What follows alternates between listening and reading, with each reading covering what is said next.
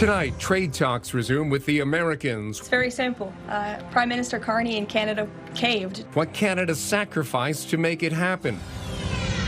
Plus, the latest on the Andy Moniz homicide investigation in Strathroy. And on the eve of Canada's national anniversary, a patriotic love story.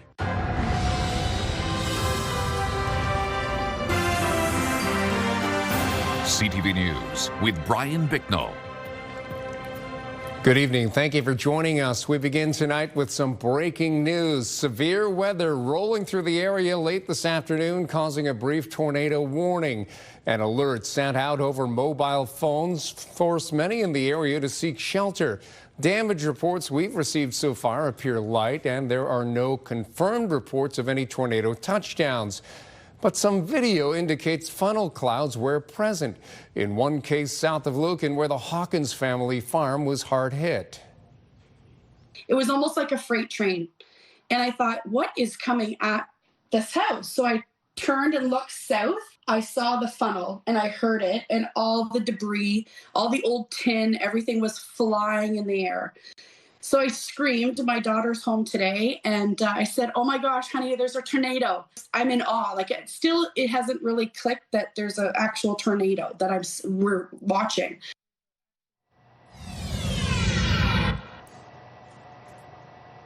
Good evening, folks. I'm meteorologist Gary Archibald for CTV News. A cluster of showers and thunderstorms draped across southern Ontario, responsible for those images. And we'll wait from Environment Canada for specifics. They are the official word with respects to classifying this particular storm, but we are still not out of the woods. Scattered showers, thunderstorms, the story for tonight and perhaps early Canada Day morning. Between now and midnight, there's still a chance for some gusty winds, certainly some rain showers as pulses of energy work through the lower Great Lakes. I'll break down the complete weather forecast just ahead. Brian?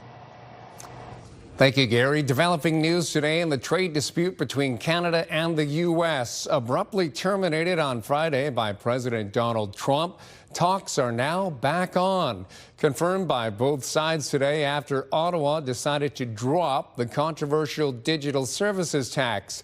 CTV's senior political correspondent Mike Couture explains how it all went down.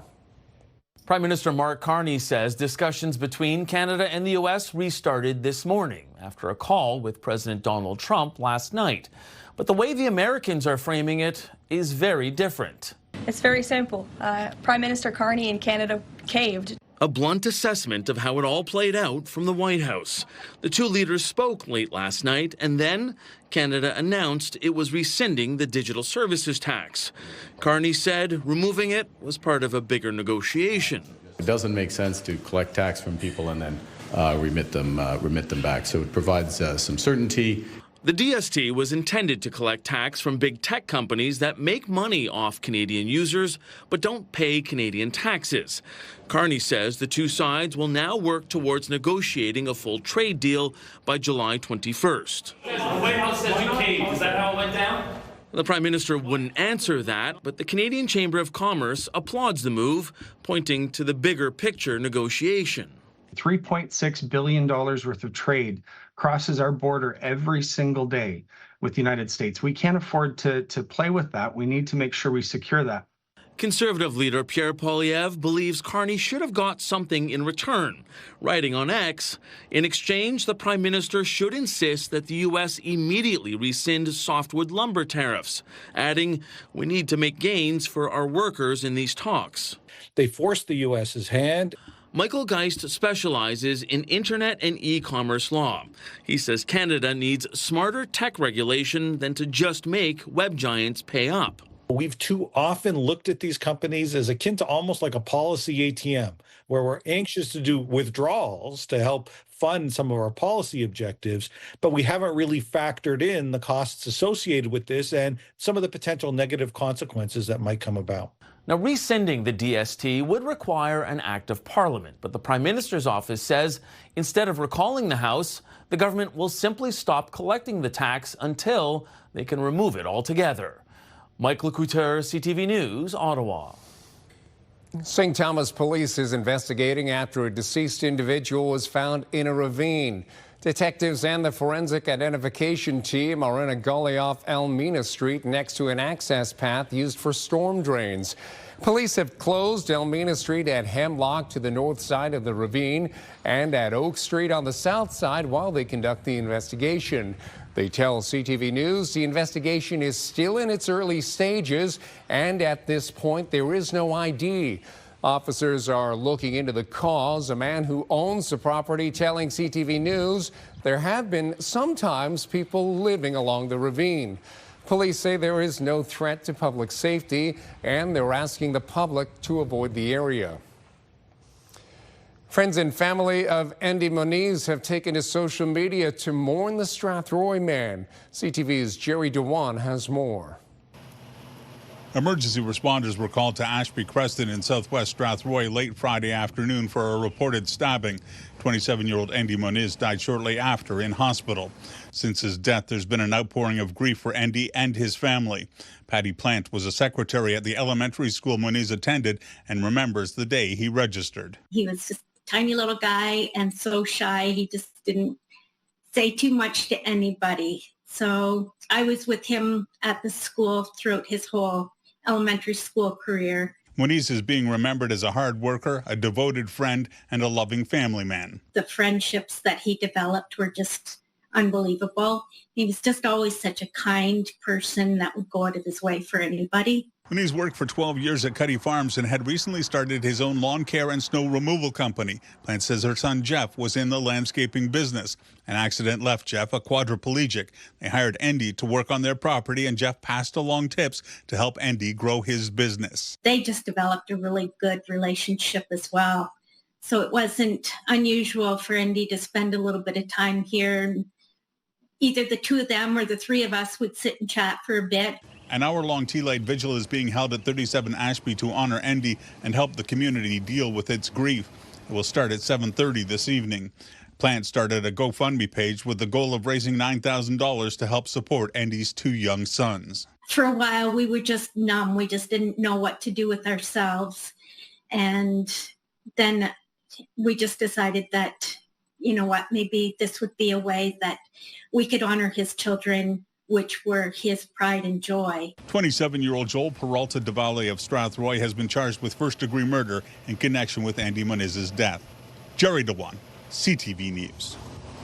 Thank you, Jerry. A busy Elgin County road, which has been the site of many accidents, is now closed permanently. With construction of a new cloverleaf about to take over Highway 3 and Ford Road, the township of Southwold decided to be proactive and shut it down early.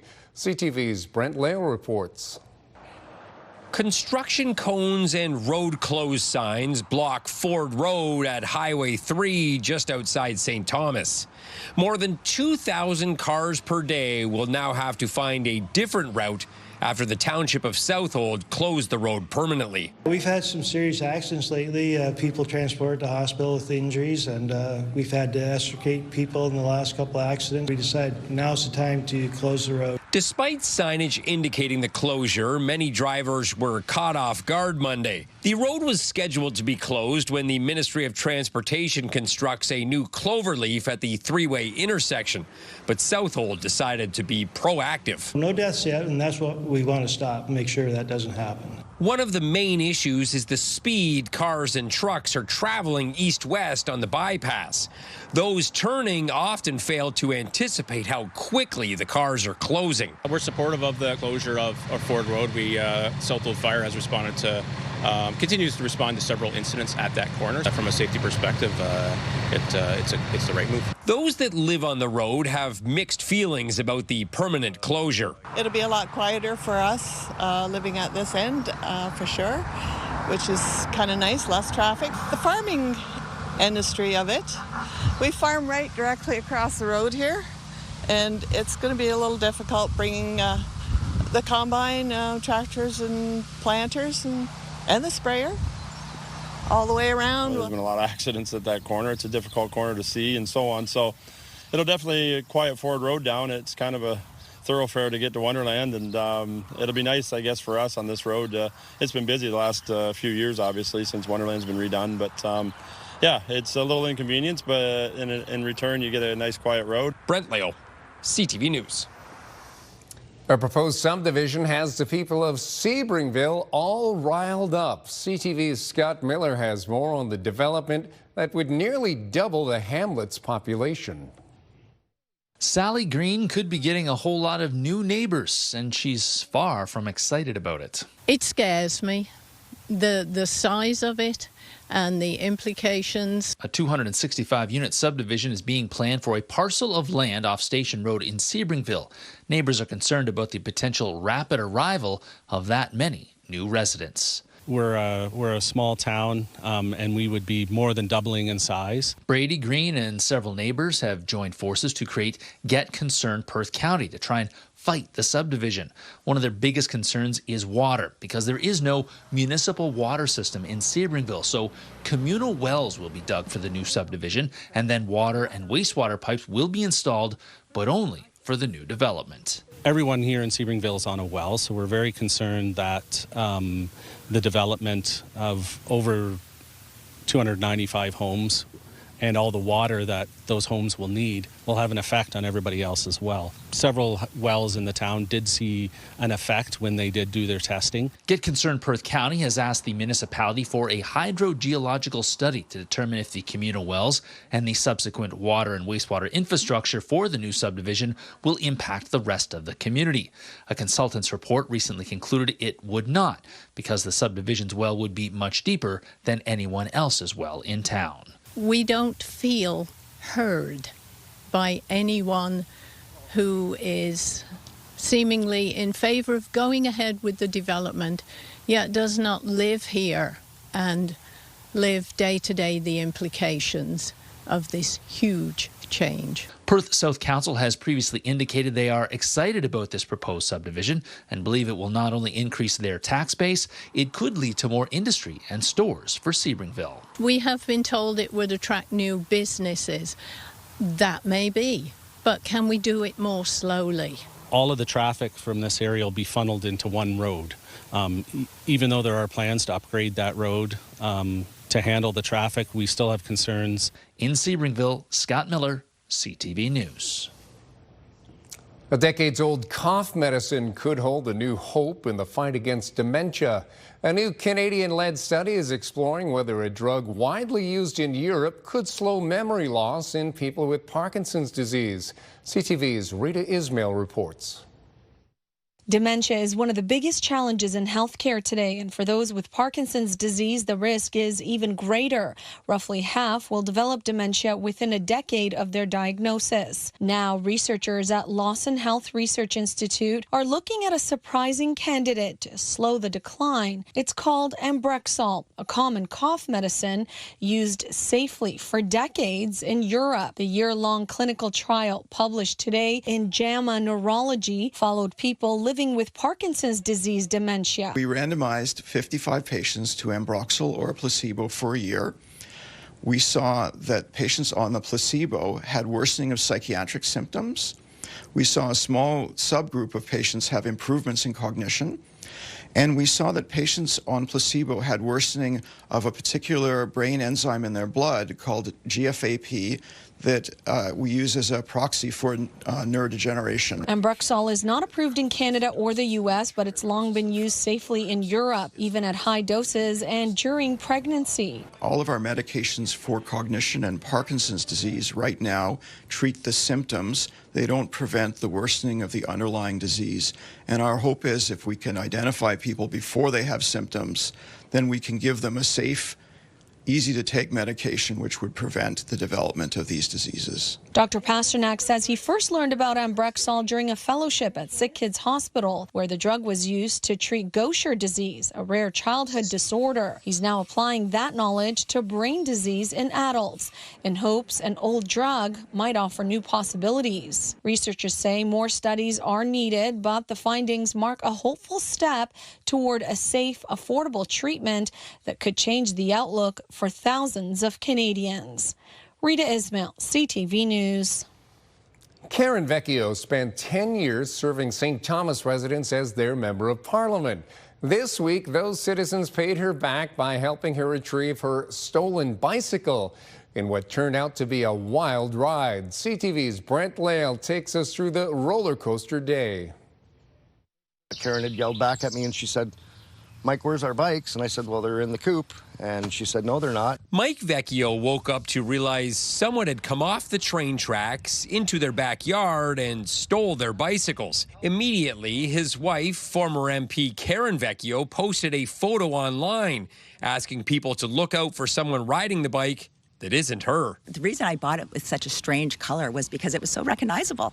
So I put it out there on social media and the saga began. The messages and texts started flooding her inbox. It blew up, the number of shares, people calling us, text messages. I was getting photos at the person at the bank. It got sold during the day. Someone got it for a good old $10. In the middle of the afternoon, citizen Dusty Brown commented he saw the bike here in the Walmart parking lot and had called police. There was no concrete evidence that could, pinpoint this bike to be Karen's at the time, but as much as we all knew it was, she got on the bike and took off. As the day went on, the sightings continued, including one not far away just minutes earlier. I was getting posts of this location. They're currently at the bistro and they had just left. They're at the laundromat. I'm like, Mike, we gotta go. Then the good news.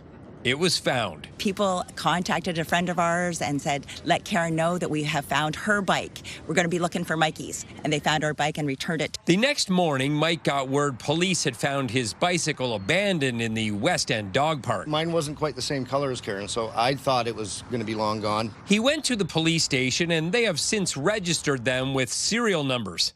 They can now get back to going for their nightly rides around the neighborhood. It was just incredible watching the community come together for something like my bike. Not everyone would have likely seen the same effort. It's Karen. Obviously, she does remarkable things for the community and the neighborhood already. So, it's obviously, try and give back to her as much as you can. Now that they have them back, Mike joked they'll be keeping them more secure. We're keeping them in the living room at this point now. Our goal today is to head to our local home hardware and get some locking equipment and locks, and they'll be much more secured the next time we leave them outside. Brent Lale, CTV News. West Elgin Fire Department is investigating a fire at a storage facility over the weekend. Multiple crews responded to a blaze on the roof of Simtech Supply Chain Management in West Lorne. Black smoke could be seen for kilometers, so they called in Central Elgin and Dutton Dunwich Fire for support. Crews set up hoses around the perimeter and used an aerial ladder truck to fight the fire, which involved the roof and solar panels. There was black smoke visible from a distance away. Firefighters were quickly able to knock down the flames, and with water suppression. We secured water supply. We have hydrants right on scene here, so thankfully the fire was brought under control on the rooftop quite quickly. And lots of fun planned right across London tomorrow as we celebrate Canada Day. Starting at 12 noon, Dundas Place will host celebrations with live music, food and games for the kids. Then at 7 p.m., the party moves down to Harris Park for more festivities. Fireworks cap off the evening at 10 o'clock. All events are free of charge. The city is also providing free swimming and other recreational activities at community centers and other venues. Go to london.ca for more information. And tonight we have a Canada Day love story that spans the far north to southern Ontario. A London couple has created a large display for the nation's birthday amidst a personal battle with dementia. CTV's Sean Irvin introduces us. From painted boulevards to entrance gates wrapped in the nation's colors, the patriotic efforts of husband and wife Barbara Armstrong and Albert Bernhardt are appreciated by passers-by. The pair have been decorating the front of their Westminster Drive property to mark multiple holidays since the start of the pandemic. This year, their Canada Day display is the largest ever. I think everybody, especially this year, should be celebrating to be Canadian. But this display is not just a story about the love for one's country. It's an actual love story that will melt your heart. The story began 25 years ago in Canada's north. Barbara was on a work contract in Inuvik, Northwest Territories. She met Albert and the two fell in love. After a decade in the north, they returned to Barbara's hometown of London. Life was good until Albert was diagnosed with dementia 3 years ago. I'm glad she's with me. For a time, Albert helped to put up the displays, but dementia took its grip. Every day I lose a piece of what I had. It's awful. That loss includes the annual effort of National Pride. This is the couple's final display. Albert's transitioning into long-term care. Yet before Albert moves, his dementia has given him the gift of experiencing Canada Day daily. He sees it fresh every day, which is a beautiful thing. I like it. I mean, I was born Canadian. Need more joy in the world. And if it happens through celebrating our great country, then so be it. A thoughtful message from a couple that combines love of country with a love for each other. Give us a kiss. Oh, nom, nom, nom, nom. Happy Canada Day. But more. In London, Sean Irvin, CTV News. After losing his re-election bid in Ottawa, the Conservative leader gets a by-election date for the safest Conservative seat in the country. With the Barnstormers now in Chatham, Windsor takes a swing at driving home a franchise of its own.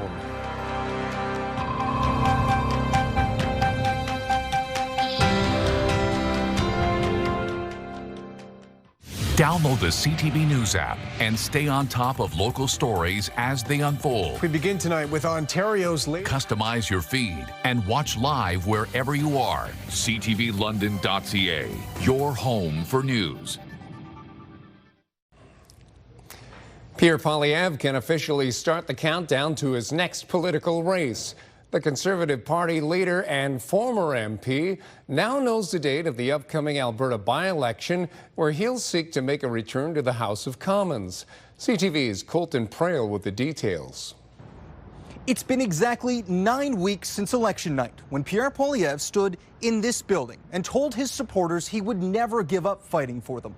But 24 hours later, it was clear if he wanted to continue that fight, he'd need a new seat in the House of Commons. Now we know when he might get it.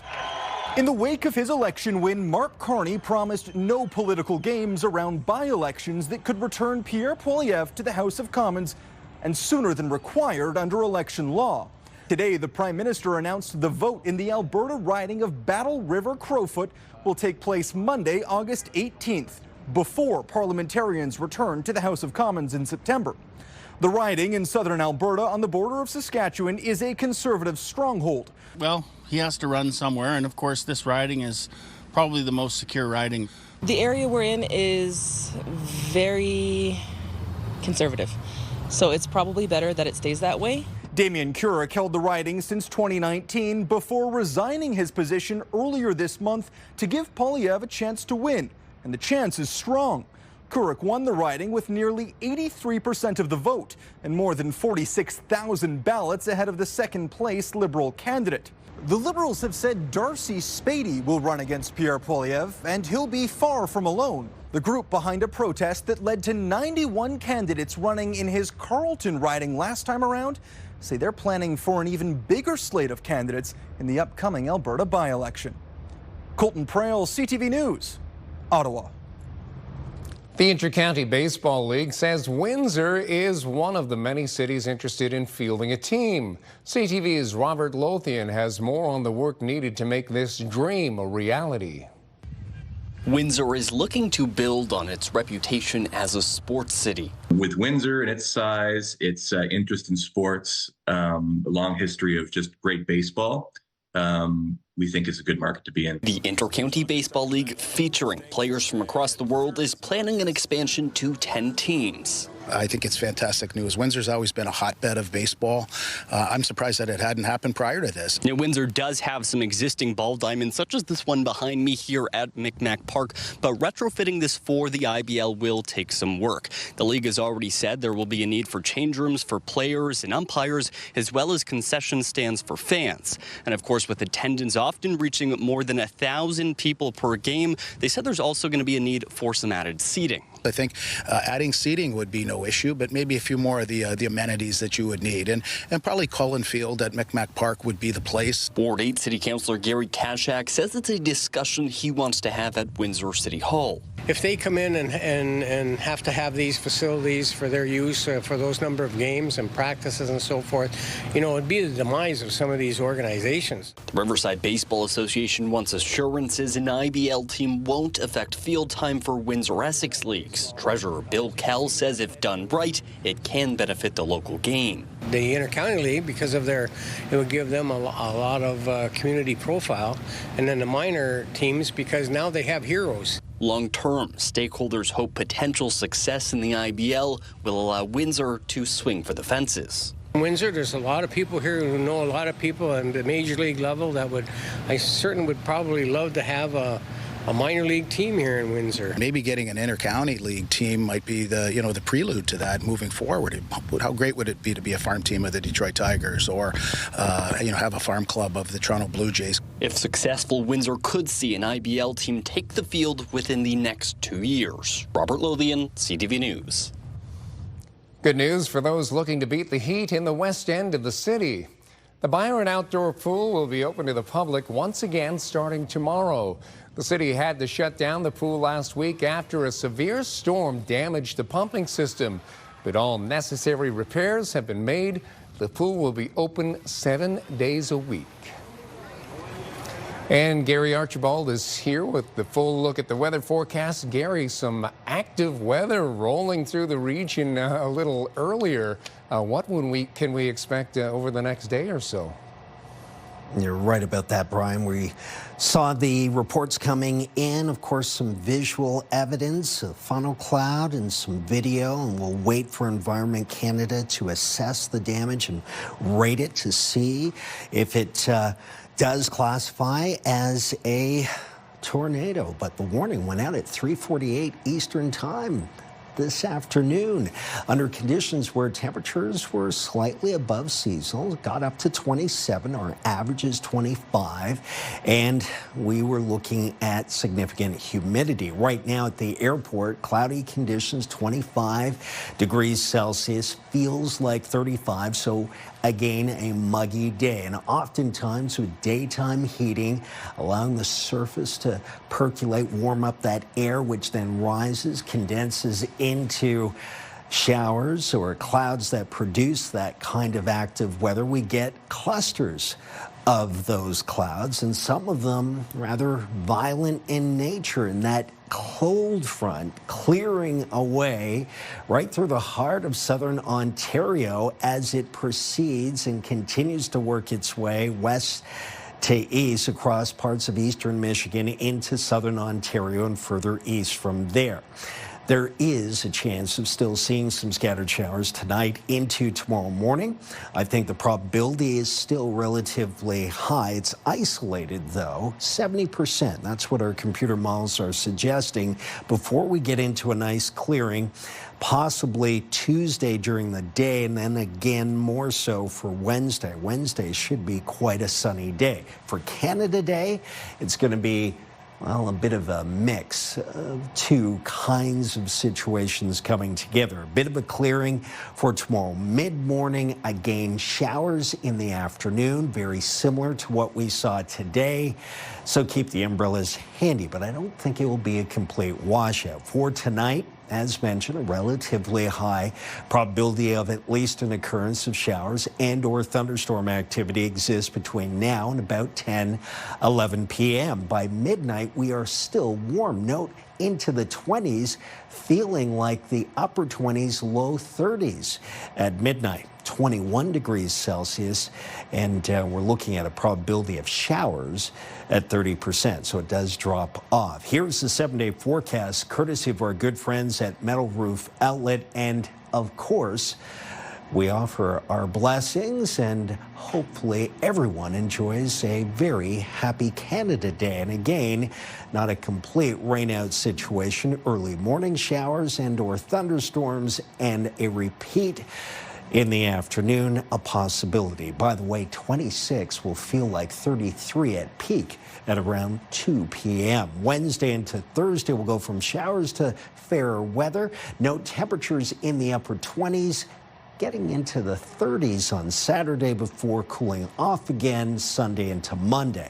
The Midwest fares a similar look at the next 7 days. I think showers are possible through the overnight. It will be a relatively cooler day, but humidity will make 24 feel like 29. Then it's fair. Wednesday, Thursday, Friday with temperatures climbing. Might see 30 degrees on Saturday before cooling off definitely into next week. That's a look at your weather this hour. Brian? Thank you, Gary. A Vancouver woman's campaign to get her life back after Revenue Canada declared her dead.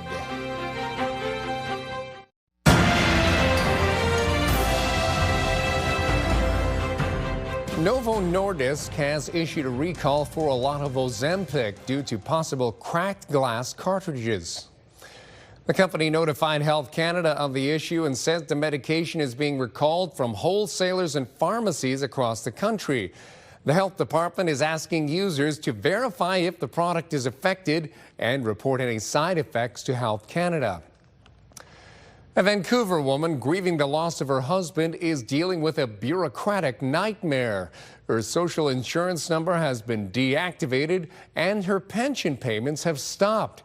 As CTV's Shannon Patterson reports, it's all because of, in the eyes of the government, she's dead. When June Miller's husband, Giorgio, passed away last September after 35 years of marriage, the grieving widow was left to file his final tax return. They said, we won't accept it online, you have to mail it in. I said, that's okay, I can do that. So I put his and mine in the same envelope. She was flabbergasted when her tax assessment arrived in the mail addressed to the estate of the late June Miller. I called them and they said, you're deceased. I said, you're talking to me, deceased. What are you saying? You have to change that.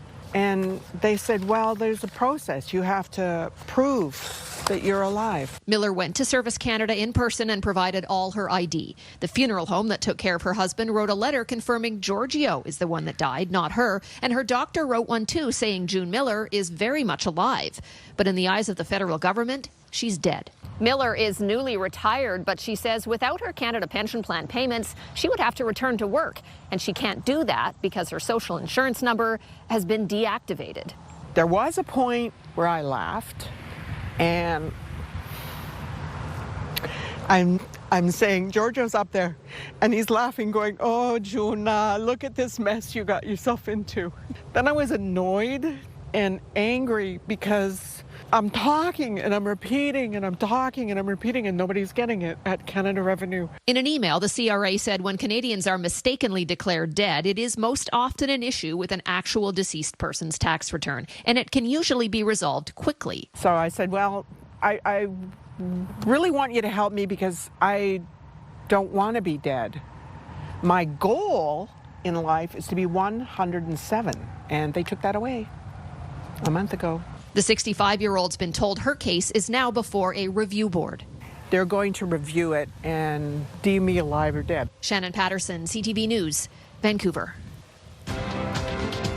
Broad-based gains helped Canada's main stock index climb higher to finish today's trading session. In Toronto, the TSX gained 165 points, and in New York, the Dow added 276, while the Nasdaq is up 96. Canadian dollar gained almost a fifth of a cent. On commodity markets, gold is up $20 an ounce and oil fell 41 cents a barrel. How the taste of Texas barbecue became an entirely Canadian thing. Welcome back. A small town is on high alert after several close encounters with a coyote. A man was chased around cars in a driveway last Thursday, and separately, a 12-year-old was attacked just yesterday. CTV's Mike Walker is in Nobleton. He has 4, 2 in the front and 2 in the back. The coyote basically got a hold of his leg from this side. 12-year-old Rocco Mora is at home recovering with 4 puncture wounds to his left leg after he was attacked by a coyote. I just feel 2 big teeth on the side of my leg. Rocco was sitting on the curb outside his Nobleton home Sunday afternoon waiting for a friend to come over for his birthday party when he says the coyote seen in this neighbor's photo after the attack came out of nowhere. And I just started running. The coyote kind of like chased me. But then when I was like on my front porch, he kind of like just started staring at me. And then when I got in the house, he ran away. Came running, screaming inside the house, saying, "Mommy, Mommy, I got bit by a coyote. I got bit by a coyote." And I started screaming. He was treated in hospital for his injuries, plus rabies. His mom says coyotes are known to roam in Nobleton, but in the 14 years they've lived here, they have never heard of an attack like this. It's not like it was provoked. He was just sitting there on his phone, and they said he was very lucky. It could have been way worse. Had he have made himself smaller to the coyote, it would have been worse, because then the coyote would have been less intimidated by him and probably mauled him more. Recently, there have been multiple coyote sightings and close calls with residents and pets. In this home security video, a man can be seen running for safety from a coyote in his driveway. In another video, neighbors are seen holding golf clubs trying to scare a coyote away. Jyoti Kingra says her dog was attacked last week. Fortunately, the injuries were only minor. This is really scary because this is like a 4-legged animal. It's aggressive. It may be hungry. Who knows what's going on? Dave Boyd is a local town councillor and says on Thursday a 17-year-old girl was also attacked but didn't require hospitalization. At this time, we believe that there's only one coyote that has had the human interactions. These incidents prompting the town to work with the Toronto Wildlife Centre and Vaughan Animal Services on a response plan. This is a public safety concern at this point, so our plan is to locate and secure the animal to remove any threat to public safety. As for Rocco and his family, it's a traumatizing experience. When I'm walking, it kind of hurts, but I'll manage. You know, the last thing I want is for him to be afraid to go outside and ride his bike or go outside and play with his friends. He has more medical appointments and is expected to make a full recovery. Mike Walker, CTV News. Montreal police say 2 teens are in critical condition after being electrocuted in an abandoned building. Officers responded to a call Saturday afternoon for an explosion in a vacant building. They found a 17-year-old and an 18-year-old badly hurt after handling an electric circuit breaker. Both were rushed to hospital. Police say the teens allegedly broke into the space to steal various items. Prince Edward has arrived in Toronto for the second stop of his Canadian tour. The Duke of Edinburgh, who is the youngest brother of King Charles III, visited the Toronto Police Marine Unit and then toured the HMCS York, a Naval Reserve division. The Duke is now scheduled to travel to Ottawa for Canada Day celebrations. Welcome back to KP's Rescue 975, brought to you by London's Airport Kia. This week, we are meeting Shadow. He's arriving in style in a 2025 Kia Seltos. Shadow is a 10-month-old lab bursting with energy, heart, and a whole lot of love. Rescued from Quebec, Shadow made the road trip to London thanks to Animal Alert with one goal, to find his forever family. He's playful, gentle, and non-reactive, the perfect companion for adventures, belly rubs, and everything in between. If you are interested in adopting Shadow, visit animalert.ca and follow them on socials. Let's take a look at our CTV News weather snapshot. Thanks to Mark Harrison for this great image. Showers are a possible threat with thunderstorms embedded with some cells moving through. And we've seen it already this afternoon. Overnight into early morning Canada Day, a possibility before we see a midday break with sunshine, but keep the umbrella nearby. More showers and thunderstorms for Canada Day late afternoon, evening are possible. Details are continuing to emerge around the shooting of 2 firefighters in Idaho. We do believe that the suspect started the fire, and we do believe that it was an ambush. Local officials say firefighters were responding to a wildfire early in the afternoon on Sunday in a popular hiking area near Coeur d'Alene. When they arrived, someone began shooting at them. Law enforcement officials locked down neighborhoods, eventually finding the shooter using cell phone data. They found one man dead at the scene with a weapon nearby. Deliberations have started in the bombshell sex trafficking trial for rapper and businessman Sean Diddy Combs.